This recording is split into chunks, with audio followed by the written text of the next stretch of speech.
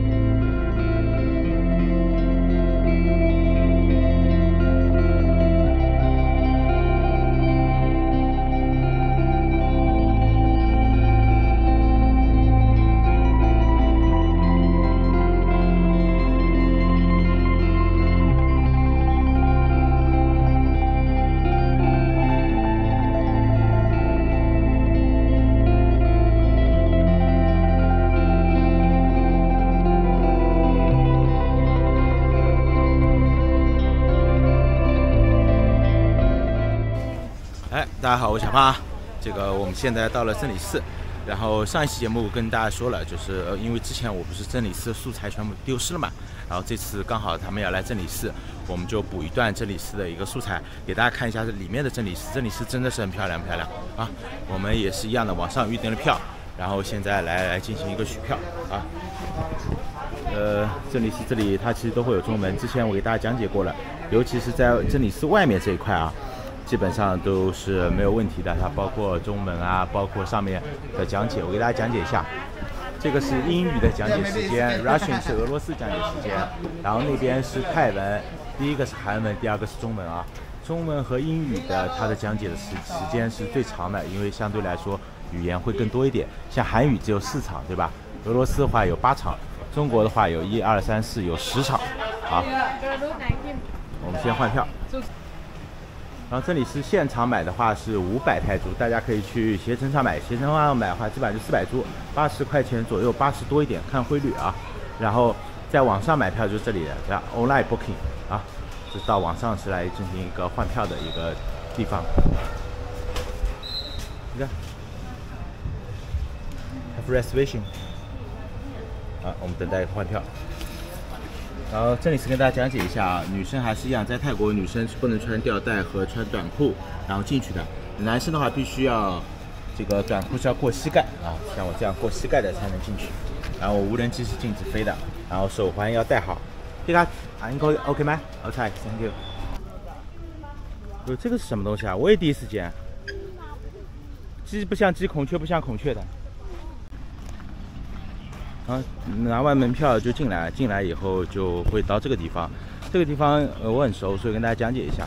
在这个位置大家可以听广播，然后按照刚才那个时间段听他的一个讲解，然后有一个中文讲解，大家就等就行了。然后转弯就我们可以看到真理寺了啊，一座永远见不完、修不完的真理寺。怎么样？我跟你说了吧，这个走过来你就会有别有洞天的感觉，它很舒服。这里对应的都是那边的建筑，它每一尊上面的东西，它都有它的意义，就类似于4大天王一样的，托塔天王代表什么，那个代表什么。那么这里呢，包括它4个面，有拿书的、拿羽毛的、拿什么的，讲究的和平、智慧。就是这样的意思，然后一个个我记不全，我不可能每一个都记起来，反正大概就这个意思，它就是一个比喻，一个象征。就是四面佛就是这里是吧？不，跟四面佛不一样，四面佛是四面佛，这里面上面的又是2样了，这不一样，好不好？这个不是说泰国只有四面佛。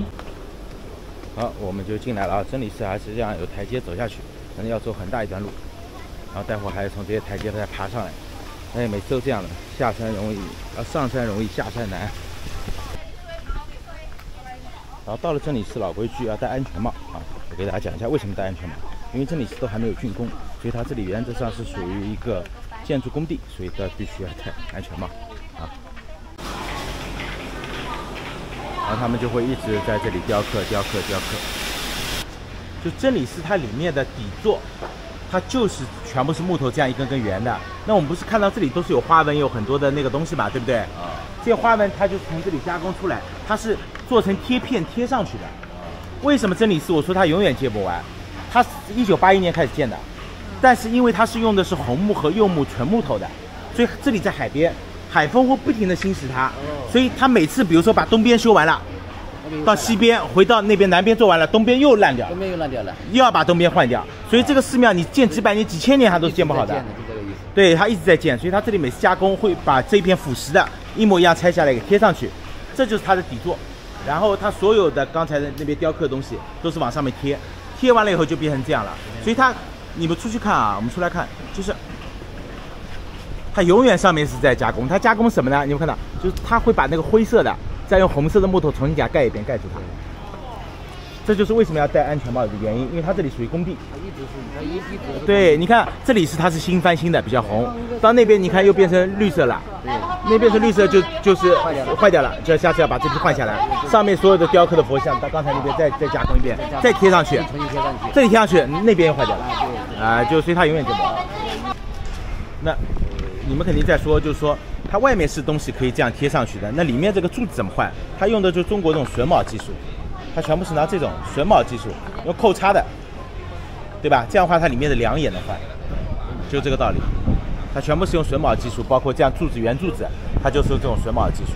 然后如果平的，它就是用这种抽插的，对吧？还有各种的这种技术用起来。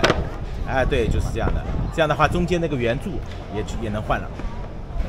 我们现在就进去啊。然后这里是这样的，你知道为什么要建这个寺庙吗？你会看见它就在海边。这一波防波堤，原来这里经常发生那种海啸，自从造了这个寺庙以后，风平浪静。这个南海关差不多这个道理啊。好，我们就走进去啊，开着。所以啊，论一个会拍照的男朋友是多么的重要。这个角度找的比我这个专业的 YouTube 都好。所以啊，这里是壮观就壮观在这个地方。之前我就是进到这里面的一个片段没有了。现在给大家补一补啊！这整个寺庙的最中间啊，就是这个活佛舍利，这个是整个寺庙最昂贵的东西。这就是舍利子里面那个啊，就在整个寺庙最中间供着，它属于最大的一个门庭嘛。所以整个真理寺不光是说看平面，其实很多人跟他过来的时候可以抬头看一下，他抬头看才是最好看的，上面的雕艺才是最壮观的。泰国最有名就象神嘛。这个就象神，然后象神是这样的，再给你们讲故事。象神有一个牙齿是断的，象神从印度教传过来的，它有2种说法，我忘记掉了哪个是泰国说法，还有2个说法，一个就是象神打仗的时候跟别人打架，他把自己的牙齿弄断当武器；另外一个说法是象神把自己的牙齿，因为有人让他写一个经文什么的，当时没有笔了，他就把牙齿弄断以后当成笔来用，为了拯救老百姓。这就是象神的故事。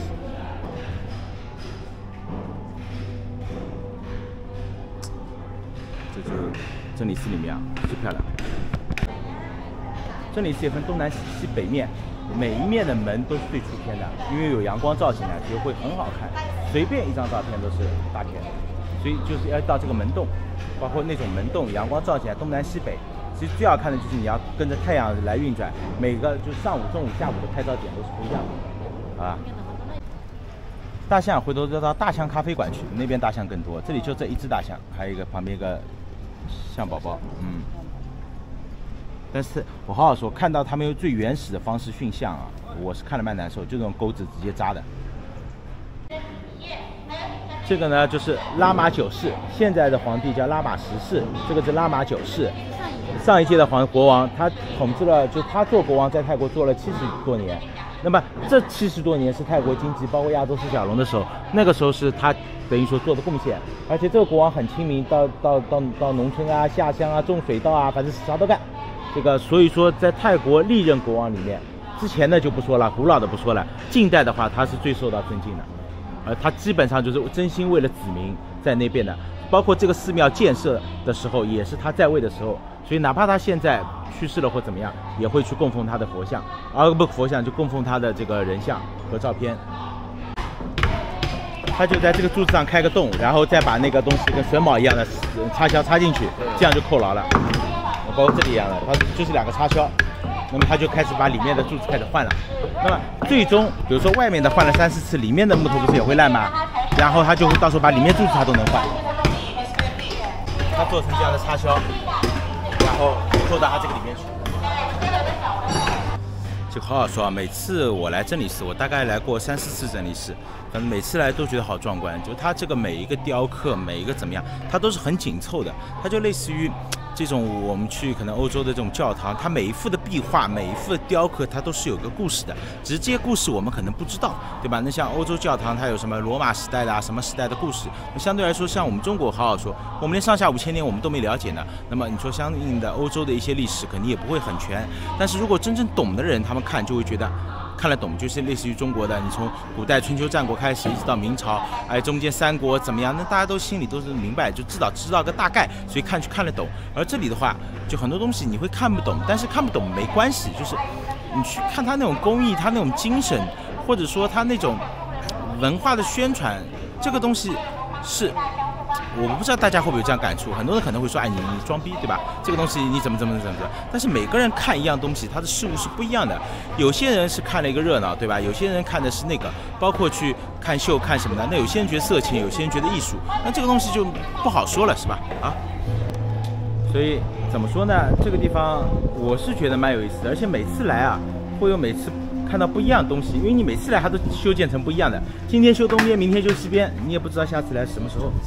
然后包括这个防波堤一样的，我是认为啊，就这个海浪怎么样，那也就是个说法了，因为它加了很多的防波块、防波堤，所以它相应来说它风浪就小了。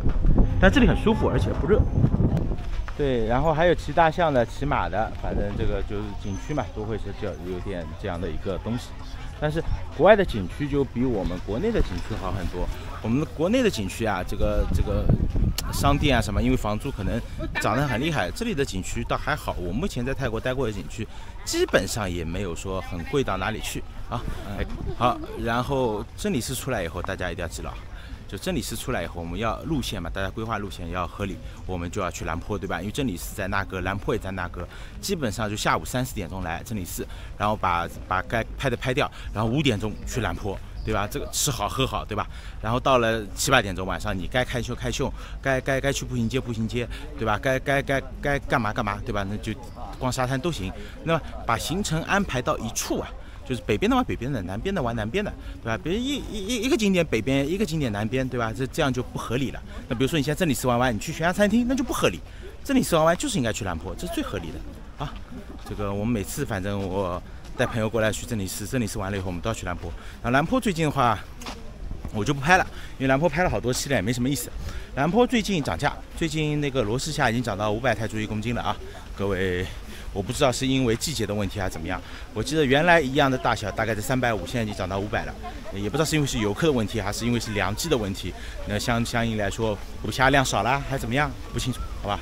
反正物以稀为贵嘛，要不就游客多了把虾买空了，对吧？要不就是虾补上来少了，对吧？基本就这么一个情况。